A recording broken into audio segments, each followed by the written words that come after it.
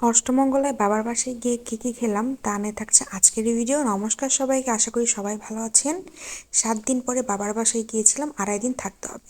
সব কিছু নিয়ম শেষ করে খাওয়া দাওয়া শুরু করে দিয়েছিলাম। প্রথমেই খেয়েছিলাম চিতই পিঠা দুধ দিয়ে, এটা প্রথমে খেয়ে নেব। আর এরপরে মা তো অনেক কিছু রান্না করেছিল, 5 রকমের ভাজা করেছিল, তার মধ্যে ছিল বেগুন ভাজা আর ঘি দিয়েছিল সাথে। আমি তো কাঁচা লঙ্কা দিয়ে বেগুন ভাজা দিয়ে খেয়েছি গরম গরম ভাত, এটা খেতে এত মজা লাগে। আর সাথে ঝুরি ঝুরি আলু ভাজা ছিল, তারপরে ছিল পটল ভাজা, এরপরে শুক্তো ছিল। আমার মার হাতের শুক্তো সব থেকে বেস্ট। আর শুক্তোটা রান্না করেছিল রুই মাছের মাথা দিয়ে। আমার মায়ের এই রান্নাটা এত ভালো হয়, আমি আর কোথাও সেই সেম টেস্ট পাই না। মার হাতের শুক্তো এত ভালো হয়, আমি নিজেও এত ভালো করে রান্না করতে পারি না। অনেকবার ট্রাই করেছিলাম কিন্তু তারপরেও পারি না। এরপরে মা করেছিল চিংড়ি মাছ, চিংড়ি মাছের দো পেঁয়াজা, এটা যে এত টেস্টি হয়েছিল আর এত লোভনীয় লাগতেছিল, আমার মনে হয় এটা দিয়ে এক থালা ভাত অনায়াসে খেয়ে নেওয়া যাবে। আর এত টেস্ট হয়েছিল, আমার মার রান্না আসলে অনেক ভালো, আর চিংড়ি মাছগুলো অনেক টেস্টি ছিল। এরপর এটা দিয়ে খেয়ে নিয়েছিলাম।